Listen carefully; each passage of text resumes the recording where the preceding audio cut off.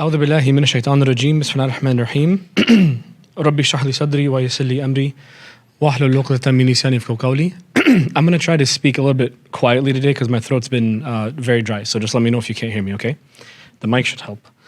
So, Bismillah ar-Rahman ar-Rahim, we have been talking about, in the last 4 sessions we had together, about the miracle of the Quran. And, you know, I before we move on from that, I do want to point out that that's something that everyone needs to kind of have a journey of their own, you know, just about like accepting that miracle and accepting Allah in your life and accepting Islam as something that every individual, that's not likely resolved by one person talking over 4 sessions. That's something that is a lifelong thing, always, right?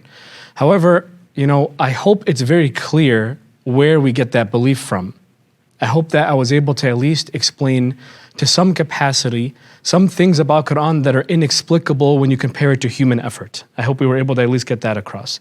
So moving on with the assumption that we accept Quran as a miracle, I want to now talk about the so what. Quran is a miracle, so what? What does that matter? What does that mean for my life? Yeah. And the one word I left you with last time we ended the 4th session with the Quran miracle sessions, what was the word I left you with that we said, like, this is the so what? Accept Allah as the Rabb. I defined it as master. Accept Allah as the master. What we're going to do today is a couple of things. If inshallah we can fit it in this time. May Allah put barakah in my speech. And you know, again, Rabbi اشرح لي صدري ويسر لي أمري واحلل عقدة من لساني يفقهوا قولي.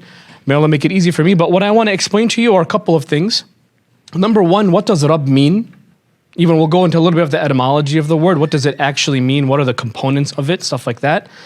Number two, what does it mean to you and I?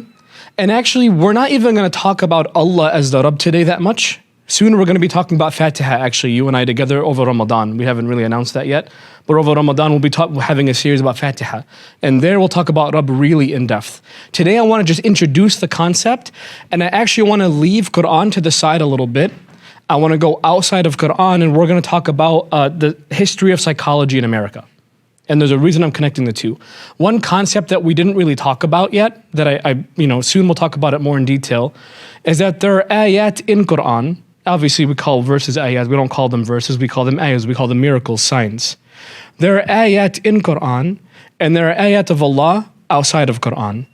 And the ayat outside point to the ayat in, and the ayat in point to the ayat outside. You're supposed to use your world around you even as proof of Allah. So today we're going to kind of get a tafsir of the word Rabb by looking at history a little bit, and you'll see where I'm connecting it, inshallah, okay? So let's just jump into it. What does the word Rabb mean? I told you overall it means master, we'll get to that in a second. But Rabb also kind of means like 5 sub-things that I want to go over. So when Allah, or it's not just Allah by the way, there's other types of Rabbs, like lesser Rabbs. Allah is the Rabb, you can say, He's the master, but there are other types of Rabbs and Rububiyyah on this world too. So for example, the first definition of a Rabb is the giver of gifts. A Rabb is someone who gives gifts often. Yeah, he's defined by that. Number 2, the maintainer. The one who makes sure something works properly. Actually, you know, like if someone's on life support in the hospital, they'll call that machine a type of Rabb. It's a qayyim, it's keeping him alive. Yeah, it's keeping him upright. Yeah, so far the giver of gifts, the maintainer, the thing keeping you alive, the one making sure you're nourished, the one making sure you have everything that you need. The third one, the one who ensures growth. If you're, for example, a farmer, and you're taking care delicately of flower, you're taking care of whatever, a crop or something, you are the Rabb of that flower in that you're making sure that it's growing properly. And sometimes it's not straightforward, it's not just watering the plants and going away, but like making sure it gets enough sun, making sure that its trellis doesn't fall over on it, making sure no one steps on it, making sure no vermin get to it. Like really, really taking love and mercy into account if you're the Rabb and making sure something grows. You understand so far? These 3 are not hard to accept. One thing I introduced you to last week that I need to kind of drill in your head a little bit. It is not difficult, we'll finish this in a minute. It is not difficult to accept the existence of God. I'll repeat that. As much as our society likes to make it feel that way, It is not at all difficult. Muslim or non-human, we're talking about human beings, not Muslims right now, okay? It is absolutely not difficult for a human being to be convinced of the existence of God. That's not a big deal. Quran, by the way, itself doesn't really talk about the existence of Allah. It doesn't praise the idea of like, congratulations, you believe in God. No, that's the default. In fact, this is a fun fact. Yasir Qadhi has a lecture on this. Remember we talked about fitrah? Who can remember what fitrah is?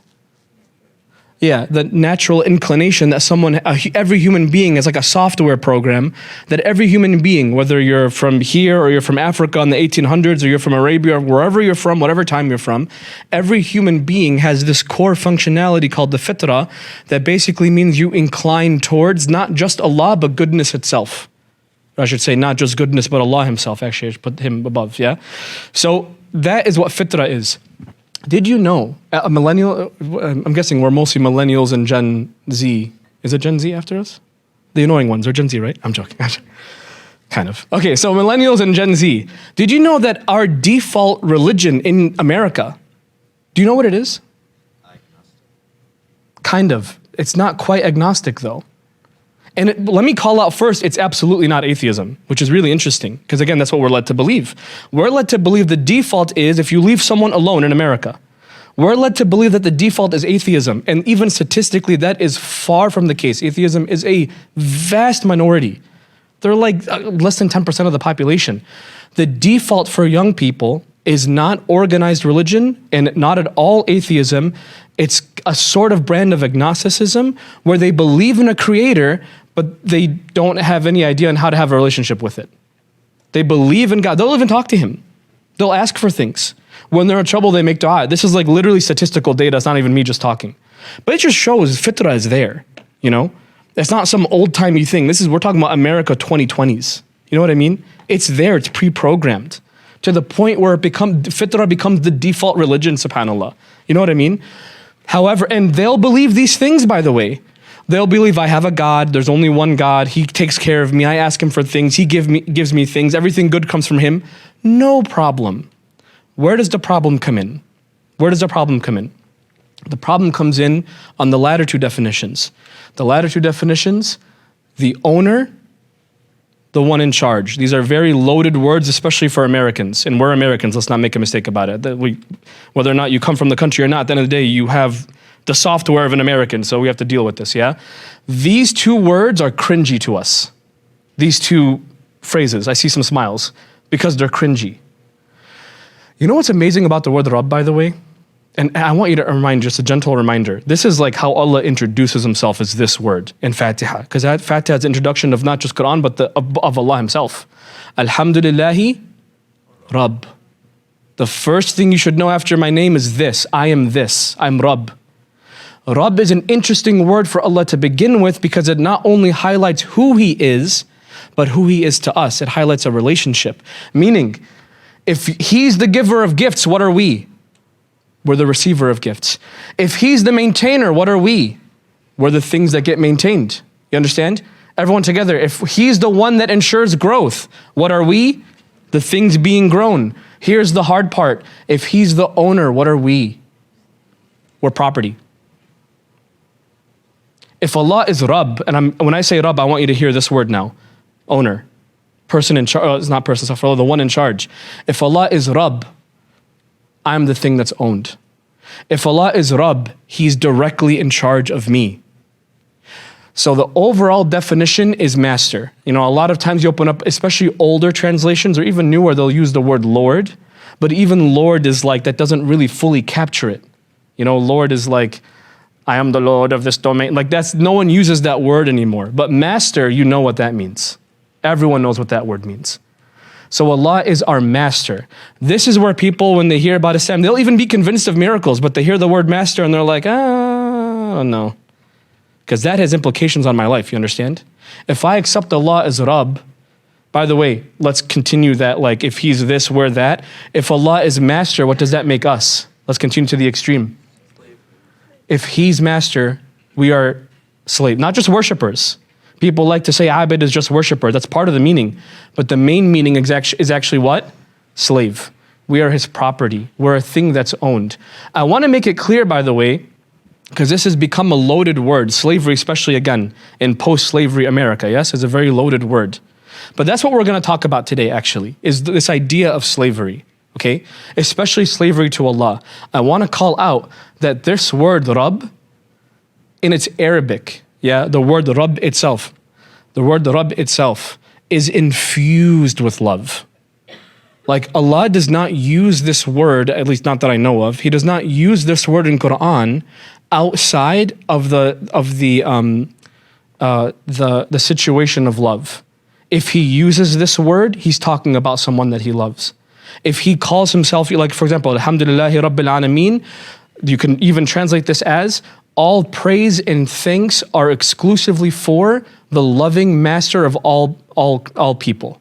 The loving master. You can even translate Rabb as loving master. You understand? But you see where people can kind of have a dissonance. Because if I'm a slave, does that mean I can do whatever I want? Absolutely not. Does that mean I can even think however I want? Absolutely not. Does that mean things go my way all the time? Absolutely not. And you can see in a very consumer society why that can be very difficult to accept. And that's kind of the concept I want to introduce today. I want to actually not talk about Allah that much right now. We'll do that when we talk about Fatiha. Right now, I want to introduce this concept. Slavery is inherently oppressive. I'll repeat. Slavery is inherently oppressive unless Allah is the Rabb in question. Any slavery outside of the slavery of Allah, oppression. And I want to make it even more clear. You can be a abd not just to a person. You can be a abd to your desires. You can be a slave to a philosophy. You can be a slave to women, to men. You can be a slave to an idea. You can be enslaved to money, to your job. Like, well, does anyone work in corporate America? Anyone else in here? Just one? There's just 3 or 4 of us? Do you not see like certain people where they're just so utterly fixated and obsessed about their job that they literally do nothing else? They're abd of their job. When it calls, they come. Like I know someone that literally works weekends and if they're awake, they're working. And if people don't match them, they get upset because how dare you disobey the Rabb, meaning the job, the company. It literally gets to that extent.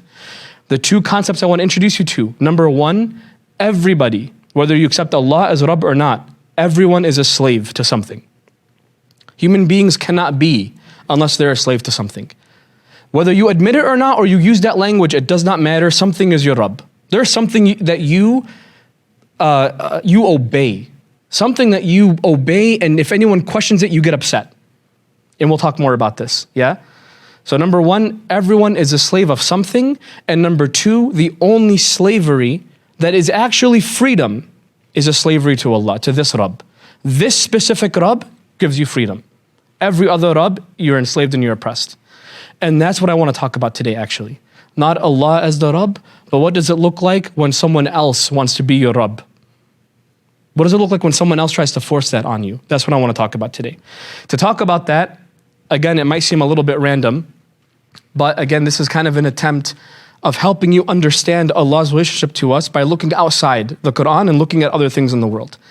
The thing that I want to talk to you about actually is this guy. Well, not really his guy, but his nephew. But I want to start with this guy. Does anyone know who this guy is? Sigmund Freud. Raise your hand if you've heard of him before.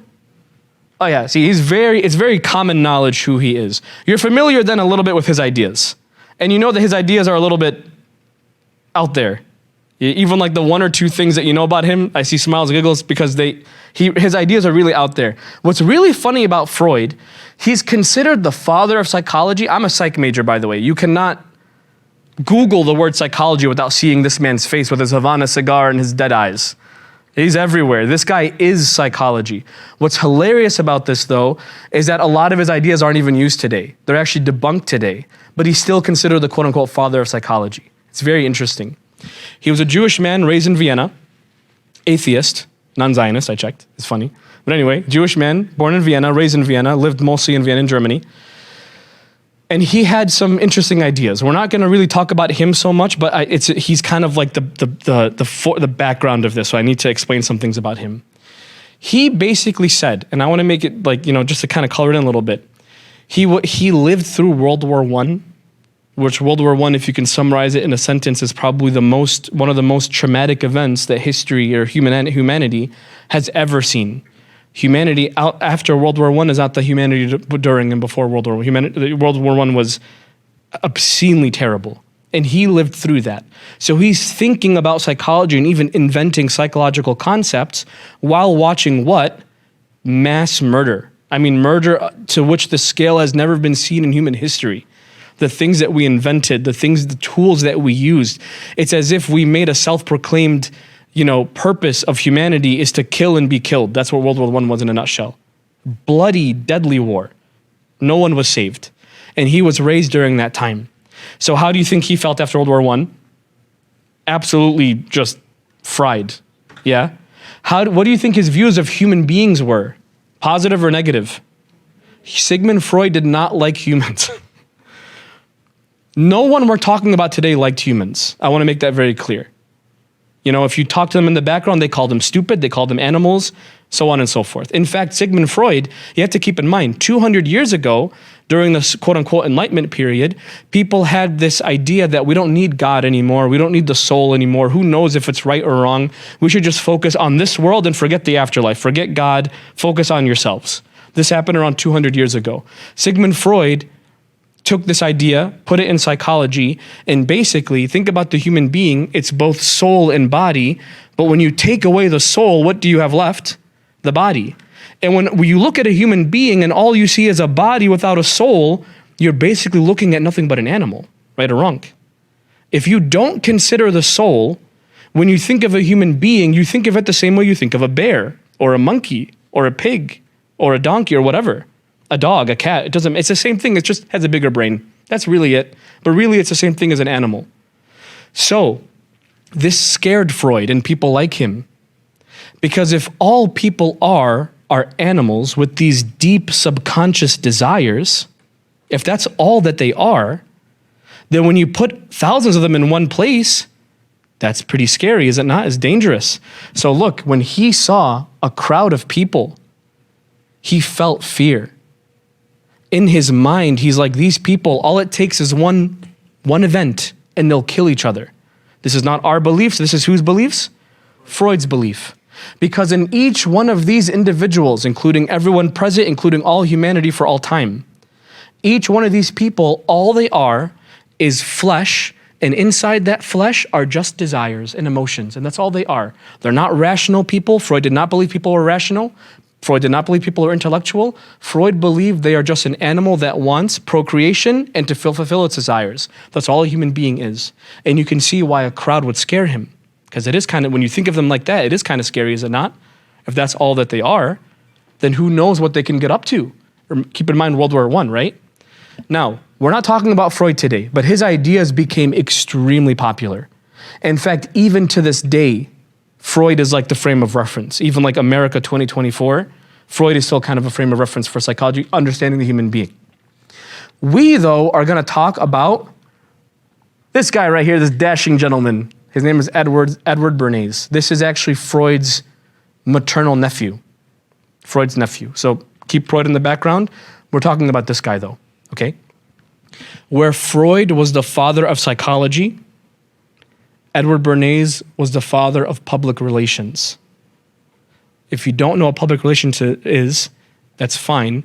I literally have a psych major and they never taught me this stuff. Like, I don't know why this history is so hidden, subhanAllah. But listen to this. I want him to actually speak for himself. This is when he's older. Hopefully the audio works fine, yeah? This is when he's older, yeah? And he actually, I want you to hear what he says and we'll talk about it. Bismillah.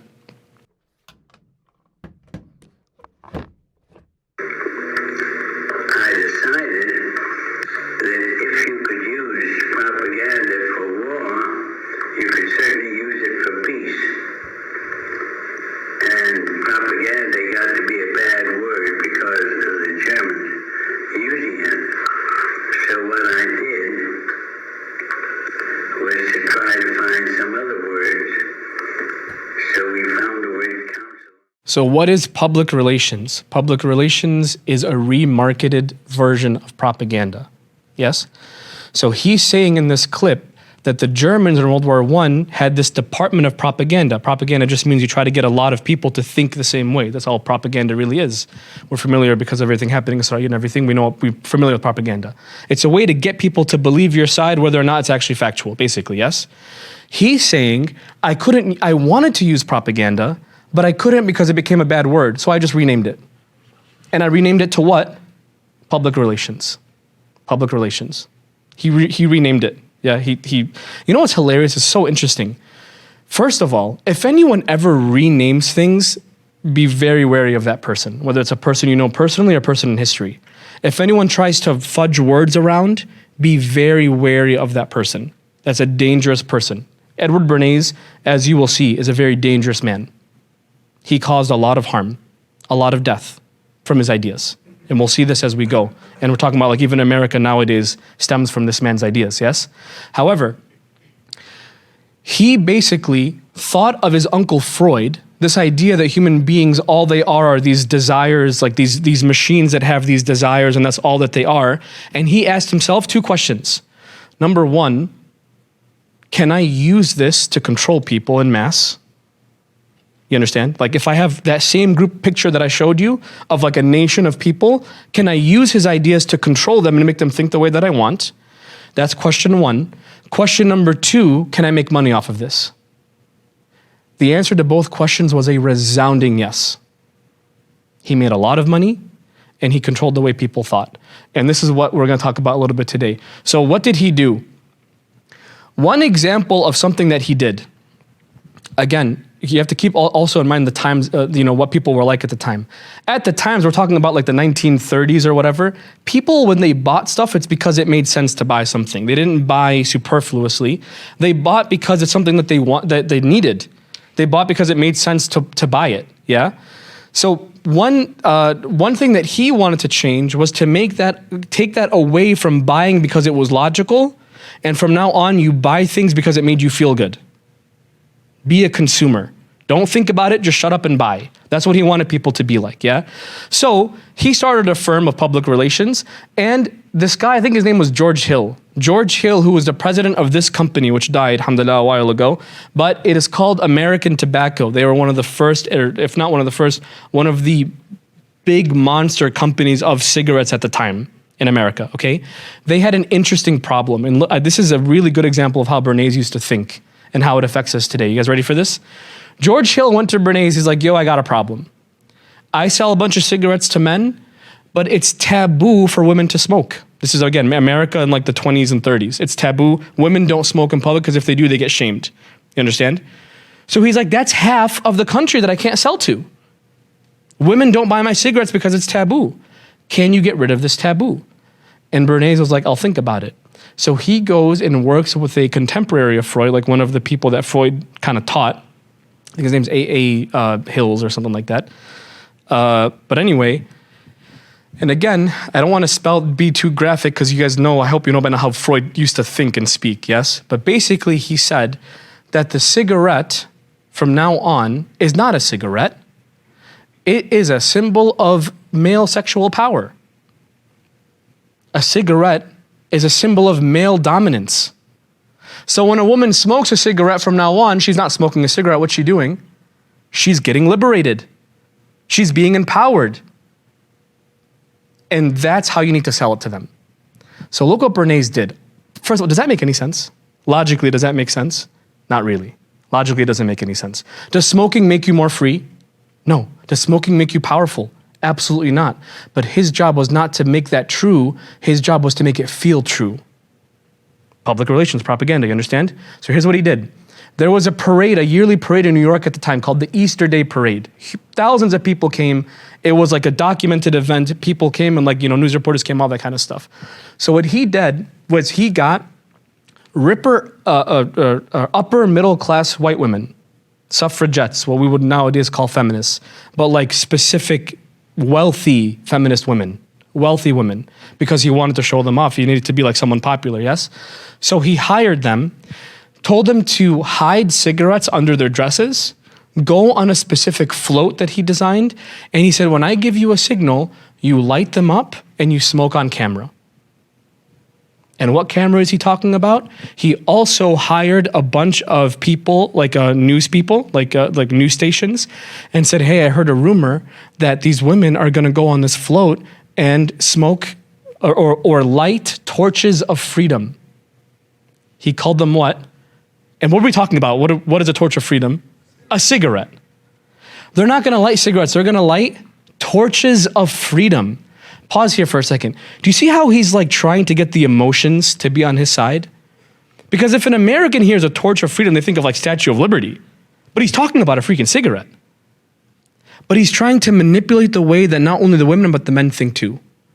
So these people go and they have their cameras. And Edward Bernays, when the moment was right, he told them, okay, go ahead and light up. They smoke the cigarette and they say, we are smoking so that we can be liberated. Now, obviously this couldn't work. I mean, that's a silly idea. Human beings are not that dumb. I'm joking. Sales went up like crazy. Sales went up like crazy for cigarettes. Women started smoking and it became the norm. Because from that point forward, if you're a woman and you're smoking, you're not just smoking, you're liberating yourself. That's the idea that he put in everyone's head. That's the idea he put in everyone's head. SubhanAllah. Like this is like pretty nefarious stuff. And look at the headlines too. As a gesture of freedom. Group of girls puff a cigarette as a gesture of freedom. You see how he's manipulating people, yes? Again, cigarettes do not make you more free or more liberated or anything like that, but it definitely made them feel that way after that point going forward. Does that make sense what he did? Now, a lot of corporations saw this happen. A lot of like major American corporations, okay? This dude, Paul Major, he was actually the president and CEO of Lehman Brothers, which was like the biggest Wall Street hedge fund at the time was Lehman Brothers. They died during the 2008 collapse. What's really interesting is look what he said. After he witnessed this, he got inspired by Bernays and he said, we must shift America from a needs to a desires culture. People must be trained to desire to want new things even before the old had been entirely consumed. We must shape a new mentality in America. Man's desire must overshadow his needs. Now, what does Paul Major care that people's desires overshadow their needs? What does he get out of that? Money. A lot of money. The companies that he bankrolls, if they, from now on, if I, for example, produce, I don't know, like cookies, and from now on, people don't just buy one pack of cookie every time they go to the grocery store, but they buy 5 or 6 or 7 or 8 or 9 or 10. Not because they need it, but because they want it. If I can convince them to want it that much, I will get a lot more money, multiply my profits. So he's saying in order for us to get more rich, we need to convince people to follow their desires and not their needs. And it worked like a charm. A couple of things Bernays did, for example, is he would put famous women on the covers of magazines. This never happened before. Magazines used to just be for information. But now, this, by the way, this magazine was a client of his, Hertz International, the you guys know the Cosmopolitan. This is a huge magazine even nowadays, yeah? This magazine hired Bernays, like, how do we sell more magazines? So he actually put on, this woman is a famous actress at the time, I don't know her name. She was also a client of Bernays. So he put the face of one client on the magazine of another client, and everyone started buying their magazines. It was the first time we started seeing headlines like this, make your body glorious. These kind of headlines did not make magazines before Bernays. But again, he was selling them. You know what the process was? The process was stimulate desire, fulfill that desire, assume control. Again, make people want something, fulfill the want, and you control them. You become their, what's the word? Rabb. You can become the Rabb. If you make them desire and fulfill it, you become the Rabb. Do you see how nefarious this is? This is crazy. Another thing he started doing, for example, you know like those really weird long car commercials that you don't know it's a car commercial until the very end of the commercial? It's like a guy running in a forest or throwing something at a screen and it's like Ford. It's like, what are you Ford? This has nothing to do with Ford. What he's doing there is he's actually connecting the idea of like a big truck or like, a really nice sports car to the sexuality of a man. He's trying to, when you look at the commercial, it makes no sense.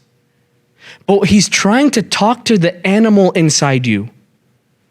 So when you're younger and you watch a commercial, like an average American man, you're like, what the heck was that? I just want to watch SpongeBob.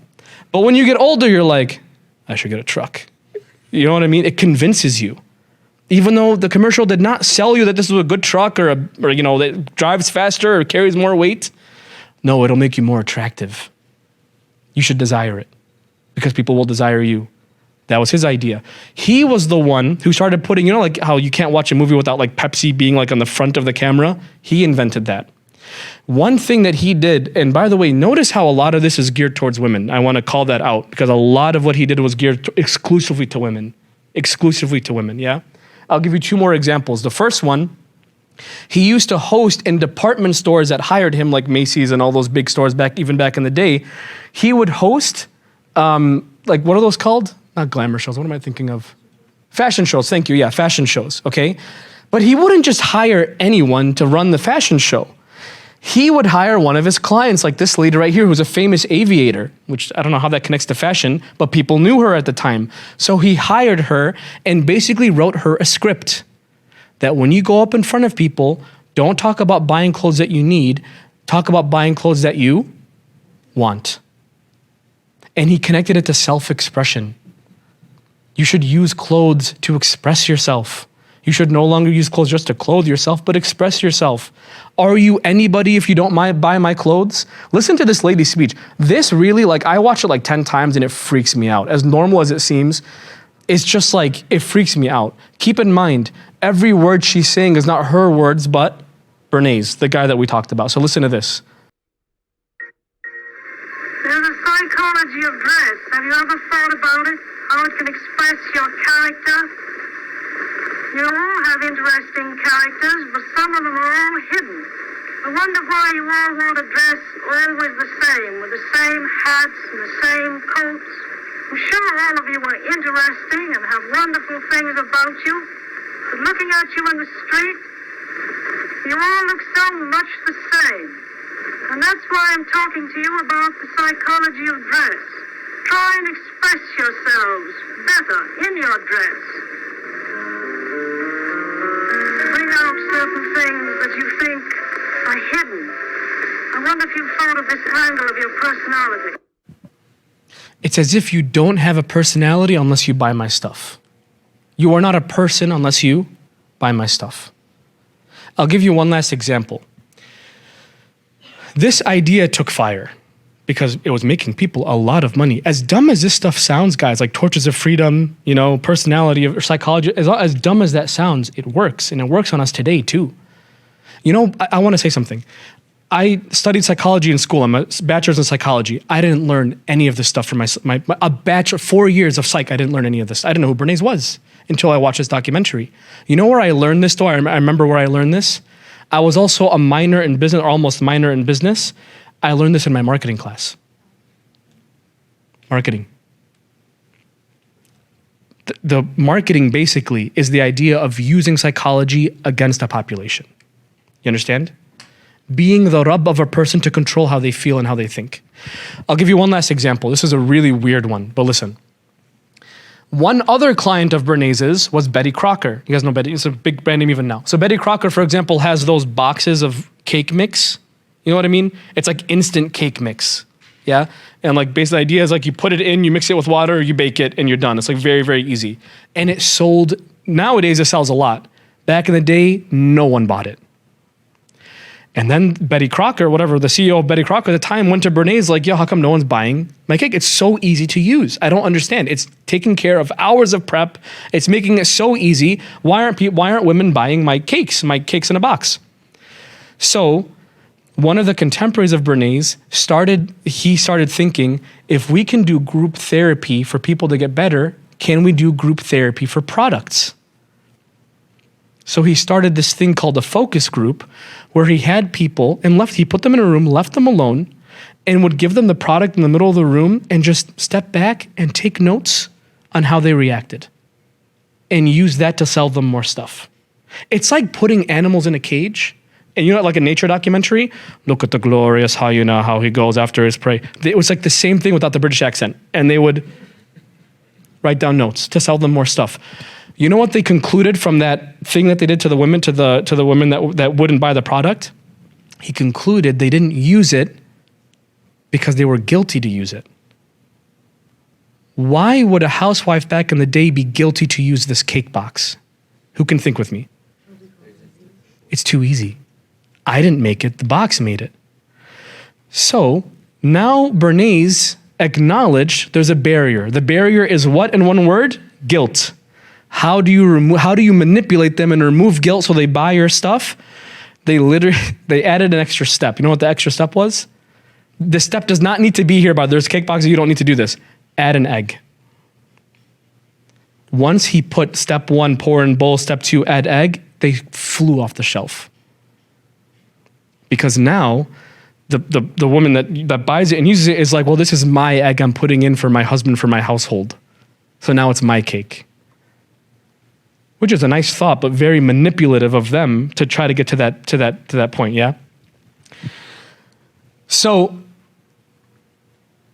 one more example. This is really funny. This is our past president of ours. His name is President Coolidge. He was as popular as he looks. There's a reason you probably never heard his name. He was literally known as one of the most boring presidents ever. Like, he was famous for being boring and dull and was actually a laughingstock of the American population. They would make fun of Coolidge because he's so stick in the mud. He'd probably be black and white even if he was here today, how boring he was. You understand? So he called up Bernays. Now, I want to call out, this is dangerous. Like, it's one thing for a company to use Bernays' logic. It's another thing for what? Government to start using his logic. You see how we're kind of stepping into dangerous territory? So the White House called up Bernays like, yo, how do we make Coolidge cool? And Bernays, he convinced, I think it was 32 of his famous actors and actresses, put them all in a straight line and put Coolidge in the middle. Notice, by the way, he didn't just group them, he put them all in a straight line. Why do you think he put them in a straight line? Look at all these people. They make a line from here to here. He basically put the cool in Coolidge after that. Coolidge did not change his policies. Coolidge did not change the way that he spoke. He did not change the way that he thought. He did not say, I'm going to lower taxes or do better welfare or whatever. But people loved him after that because why? He's standing next to my favorite actor. That is manipulative. So he basically did the equivalent of this. That's all he did. He put the cool in Coolidge. That's the same guy as the guy before. But to people, he felt differently about them now. They felt differently about him now, you see? So, and I do want to talk about one more thing. This idea, before we move on a little bit, this idea kind of, it got more and more perverse, even after Bernays died. It snowballed and snowballed and snowballed. I'm not going to give the big quote to you just yet because people are distracted. So listen to me, because that quote is confusing if you didn't. I'll explain it. It snowballed and snowballed and snowballed. People took the idea and added something onto it, and another person took the idea, added something more and more and more and more until it got to the point where people didn't just say for to satiate the desire, but to even specifically satiate sexual desire. So zina became extremely popular in America because of his ideas. You understand where that came from? Again, human beings are nothing but desire boxes, machines of desire. If you fulfill the desire, you can control them. What is the most intense desire in a human being is a sexual desire. So they started saying that needs to be liberated, which this is language in our time, yes? You need to liberate that desire. You need to let people express that desire. That desire is a good thing. To suppress it is wrong. You are harming a child if you suppress that desire. Yeah? That's the idea that got sold to us through this line of thinking, which is really interesting. I was reading through this dude's Twitter. He posts amazing things. And I read this. And I'm going to read it to you and I'll explain what it says, yeah? Hopefully I don't lose you while I'm reading this. Well, there's words in here you might not know. I don't know. I had to Google too, so just don't feel bad, yeah? But I will explain what he's saying because it's actually very interesting. It goes back to Rabb. I know it's a weird connection, but listen over here. What we are really talking about is a Gnostic system of two truths. The exoteric truth, the one propagated by the regime through advertising, sex education, Hollywood films, and the university system. The truth, in other words, for general consumption, is that sexual liberation is freedom. The esoteric truth, the one that informs the operations manual of the regime. In other words, the people who benefit from liberty, quote unquote liberty, is the exact opposite. Namely, sexual liberation is a form of control, a way of maintaining the regime in power by exploiting the passions of the naive who identify with their passions as if they were their own identity, with the regime which ostensibly enables them to gratify these passions.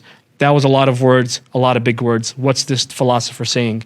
This dude is basically saying that this idea of even sexual liberation, give the people all their desires, when it comes to the people themselves, like when you go to college and you learn about these from like your classes, or you go on Facebook and people talk, or even just talk to your friends, they would say things like, sexual liberation is freedom. Of course, we're Muslim.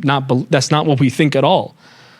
Yeah, that is not how we see that part of a human being. But that's how it's sold to us today. However, what he's saying in reality, when it comes to people in charge, they sell you that idea, but what are they really using sexual liberation for? A form of control. Let me put this in more simple language and be specific. For example, pornography. And I want to have a day where we just talk about like Allah's perspective on this. It's just amazing.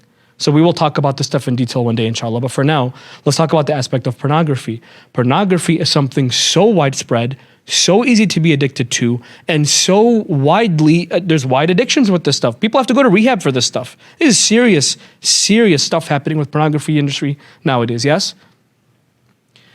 If a man nowadays, and this happened, and go on Twitter, if a man nowadays, or any person gets addicted to this stuff, which is this idea of like, I'm allowed to do this, I'm my own man, I'm my own Rabb, I have sexual liberation, whatever, fill in the blanks. You know how these people talk, yeah?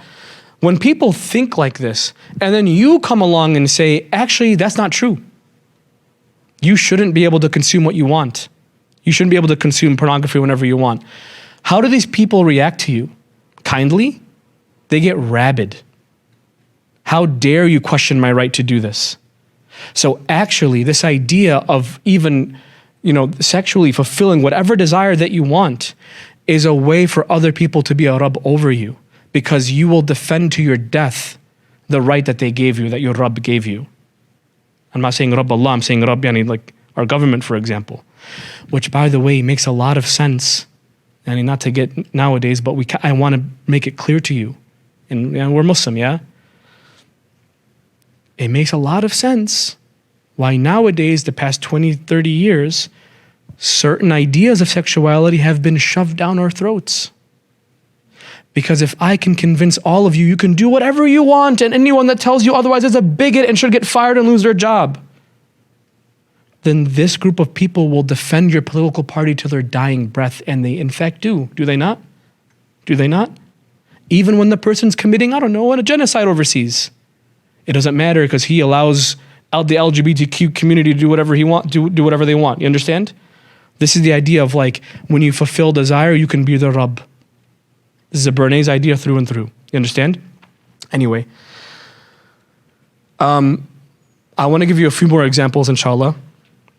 These ideas get extremely dangerous when they enter politics. It's one thing for a tobacco company to use it against you. It's one thing if a clothing company uses it against you. You following me? It's another thing if a president uses it against you. If a government uses it against you. And I want to give you two such examples of this, and then we'll take a short break, okay? So, this is a company called the United Fruit Company. Look how bright and yellow and happy it is. They sell bananas. Isn't that cute? They're a banana company. How bad can that be? There must be nothing crazy evil about this in the background, right? They sell bananas, right? Their symbol is literally a gun, by the way. It's crazy. What are they called? United Fruit Company. United Fruit Company is a mega corporation in America back in the day. Mega corporation. I believe nowadays they call themselves Chiquita or Chica. Their symbol is like the dancing woman in a dress. Yeah, those people. They used to be called this, okay? The United Fruit Company. The United Fruit Company was an American corporation, by the way. Keep that in mind. It's a fully American corporation. However, they don't operate in America. They operate down here in South America, in Guatemala specifically. Yeah? Guatemala, where is it? I think this is Guatemala. This is Guatemala. But, right, obviously right here. This area, yeah? They used almost all of the land of Guatemala. These people were basically the government. This American corporation basically ruled Guatemala. Not America, this company from America. The United Fruit, what are they called again? United Fruit Company. They basically owned Guatemala, covered it with banana plantations. Banana plantations. Everyone was basically, like imagine an entire country that's an employee of one company. Wild idea. That was Guatemala back in the day. Even like, lands outside of the country they would own, and they had banana plantations. And you following so far? Very wealthy company. And if you're rolling your eyes thinking, bananas, who cares? Guess what the most selling product in Walmart in 2024 is? Believe it or not, wallah, it's bananas. This is like the most consumed food, let alone fruit. That's why they're so cheap, by the way. It's like companies like this.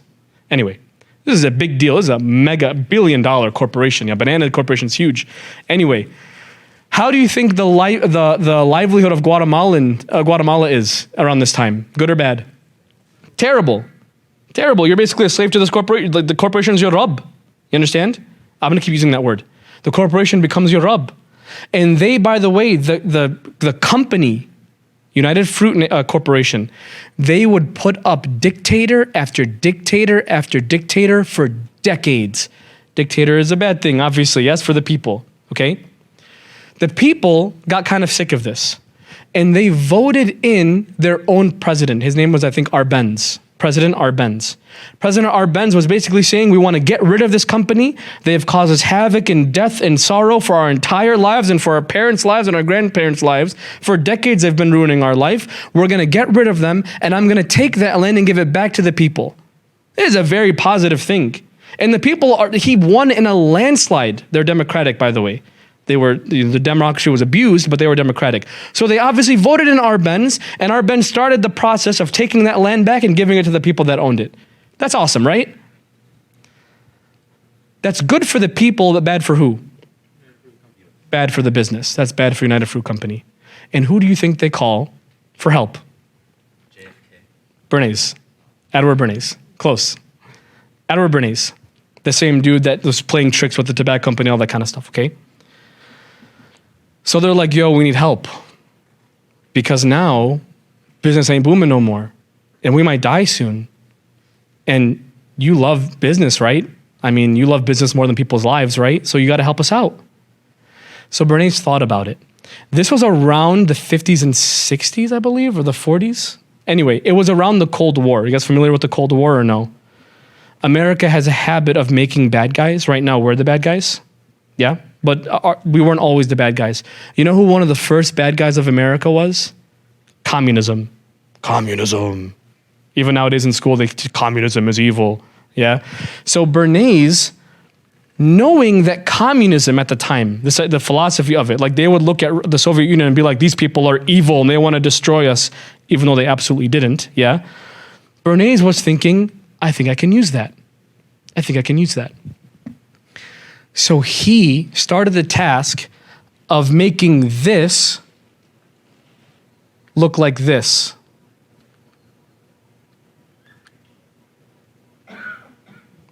Evil, communist. Guatemala, by the way, was not at all, they were literally a democracy. They were literally a democracy. They were not communist at all. They literally voted in a president, dude. There's no dictatorship, there's no whatever else, yeah? But here's the problem. If he wants to help the company, he needs to get rid of this president. Yeah? So he starts making news articles and convincing the American public that there's communism in your backyard in Guatemala, just south of your border. What are you going to do about it? What if they get big enough to try to take you over? This obviously was not happening at all. You understand this, right? But he convinced people to be afraid of this new president because he's not a president trying to help the people. He's a what? He's a communist. He's the bad guy. So he starts releasing news articles. He starts even convincing our own government that they're communist, and we believed it. You know what we did? The American government, literally, this sounds like conspiracy, but wallahi, this happened.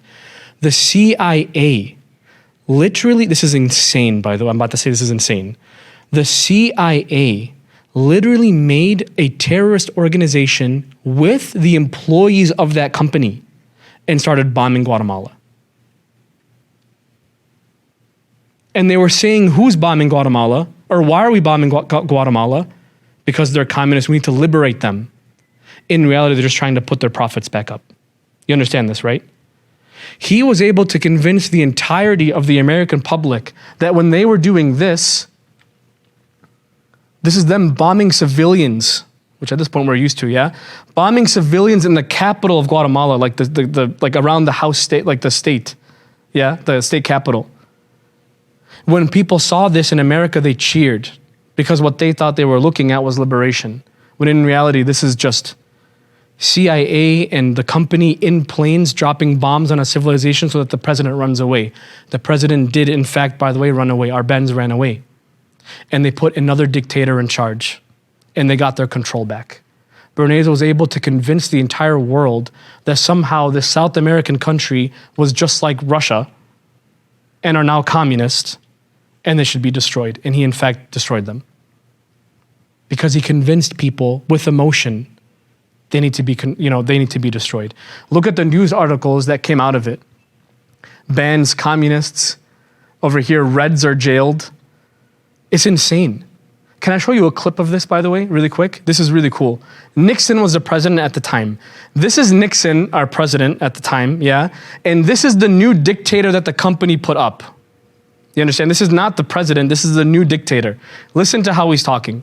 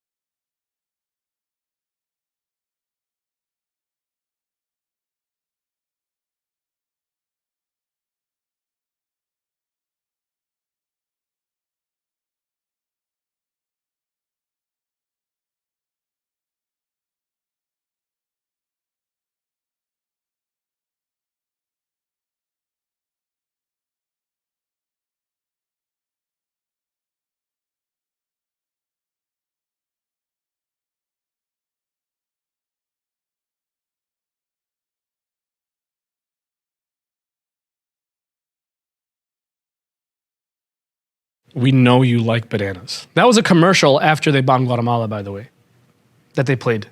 They just shameless. Shameless. We know you like bananas. May Allah destroy the Zalimin, wallah. Huh? I'm not saying that. I'm not going to get into that because, wallah, it gets worse than you think. But anyway, listen.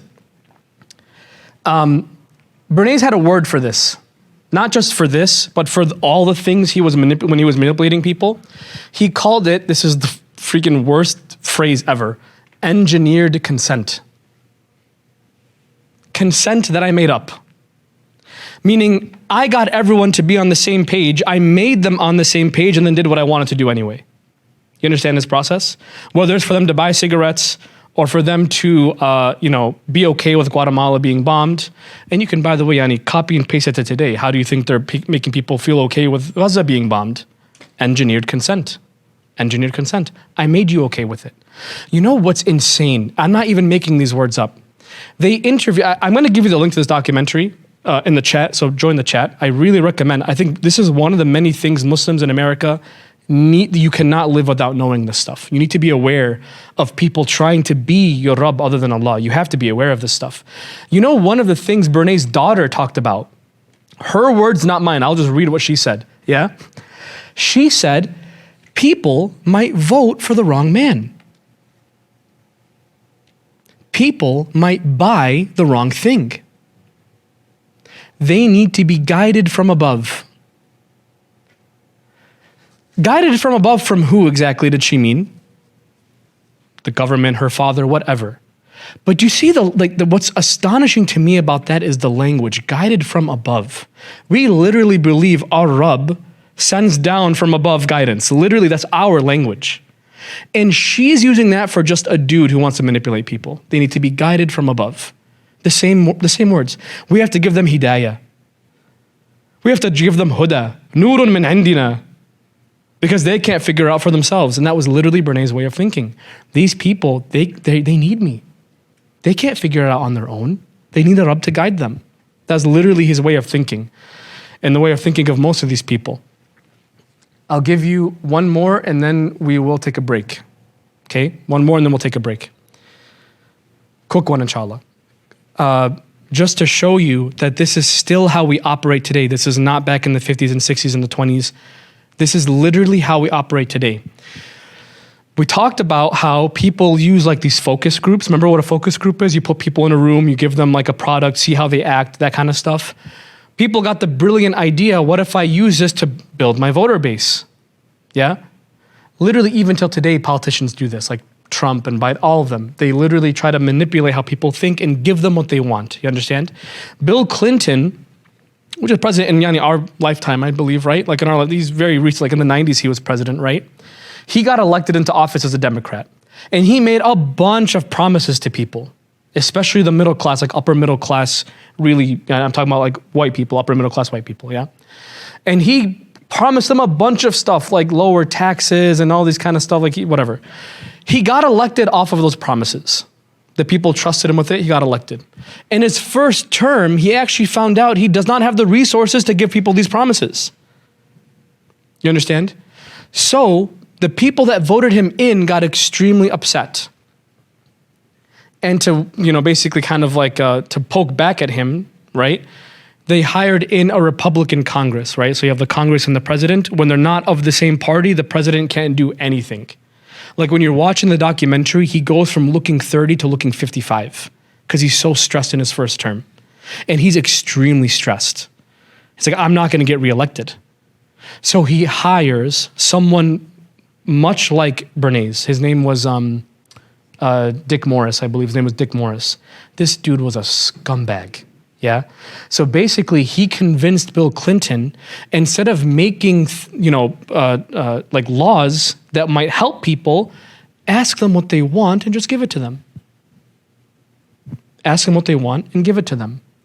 You guys know what swing voters are? Yeah?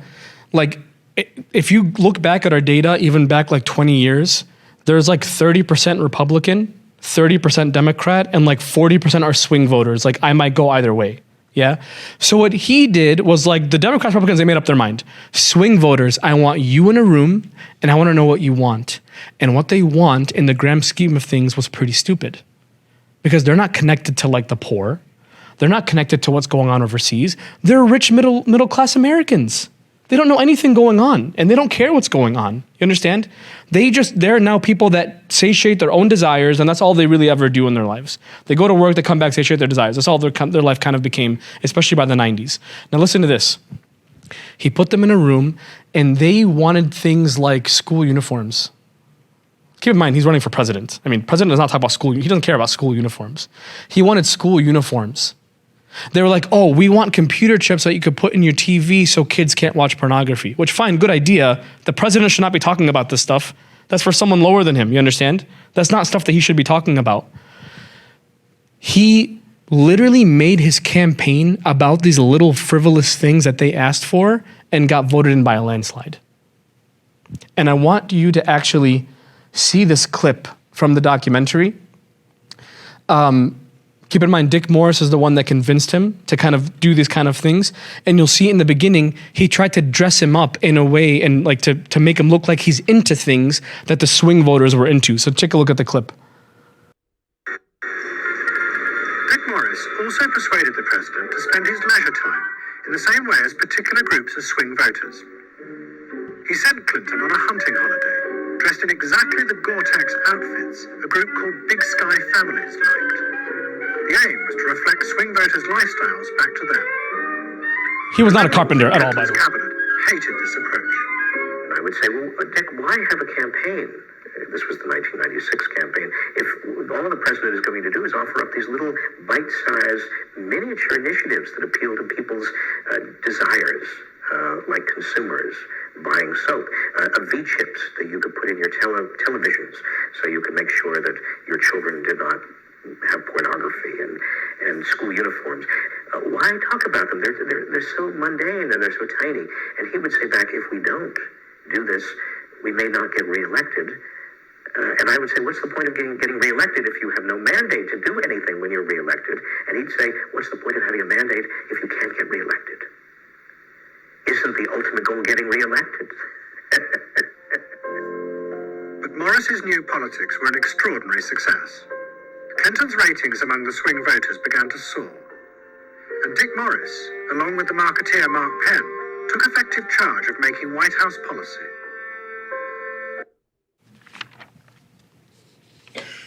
That's terrifying. Did you hear what he said? What's the point of having a mandate if you don't get reelected? That's now the purpose of politics is power. I want to review with you before I give you like maybe 5 minutes, and then we'll do a quick thing and we'll stop. I want to review with you what's the idea here, this engineered consent. What is the idea here? Again, the idea is if we poke at people's desires, we make them desire things, and then we fulfill the desires, they will follow us wherever we put them. We can effectively be the Rabb, the one in charge. We can effectively be their owner even, because they'll never question us. We fulfill their desires. This is the world that we live in today, especially the country that we live in today. Mind you, this idea spread all over the world, not just in America, 2024, but all over the world. Even the Arab world, the Muslim world, it doesn't matter. It's all over the place now. This is what the human being has been reduced to, is a thing that desires stuff, and if you give it a desire like a slot machine, it does what you want. That's how powers that be look at us. And this is what, when I want to talk to you about Allah being Rabb, right? And I told you in the beginning that anyone else being a Rabb is oppressive. Is this not oppressive? And we eat this up. Even as Muslims, we fall for this stuff. As Muslims, we fall for this stuff. We want to fulfill our own desires thinking it's going to make us more self-actualized or something like that. And that is not at all the case. This is myself a call to Muslims to be aware of people that try to mess with your ubudiyyah. Do not be a abd to anyone else but Allah. Anything else will make you lesser than human. Look how they see these people. I'm going to give you a break, like 5 minutes. When we come back, we'll wrap it up really quick, inshallah, and we'll call it a day. Miller, would you guys? And we'll say like 12:43. We'll come back, inshallah. Okay, you guys ready? Thank you. One second. Nature. Freud believed that individuals were not driven by rational thought, but by primitive unconscious desires and feelings. And Bernays believed that this meant it was too dangerous to let the masses ever have control over their own lives. And consumerism was a way of giving people the illusion of control, while allowing a responsible elite to continue managing society.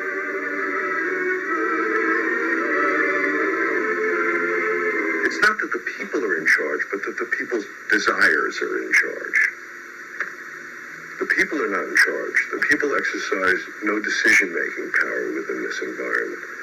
So democracy is reduced from something which assumes an active citizenry to something which now increasingly is predicated on the idea of the public as passive consumers, the public as people who essentially what you're delivering them are doggy treats. So I want to summarize a little bit, guys, and give you guys kind of a thought experiment. So we're talking about the word Rabb. And really the point I'm trying to make here is being a human being on earth necessarily means that, number one, Allah is calling you to accept Him as Rabb. But there will always be competitors trying to convince you that they or it should be your Rabb instead. In our day and times, this is the stuff that we're dealing with. It's like this invisible thing in the air. People trying to sell you something, whether that's an idea or an identity or a product or a person, whatever it might be. And it's so easy to fall for. The Prophet ﷺ used to warn us of times where things would be so extremely confusing. And I think because of stuff like this, these are probably those times where you don't know what's true anymore. You see someone getting bombed and you think one thing, but another thing's actually going on, and you would have no way of knowing because of this thing of like public relations. So, and it reminds me of this other ayah actually. This appears twice in the book. أَرَأَيْتَ مَنِ اتَّخَذَ إِلَهَهُ هَوَاهُ. Have you considered the one that has took his desires as a god? It's as if the society we live in is trying to convince everybody as individuals, You are your own Rabb. You are your own Rabb. And Allah comments on this person. Because this person, there is no chance that they would ever see guidance. If they are their own steering wheel, they're their own guiding principle.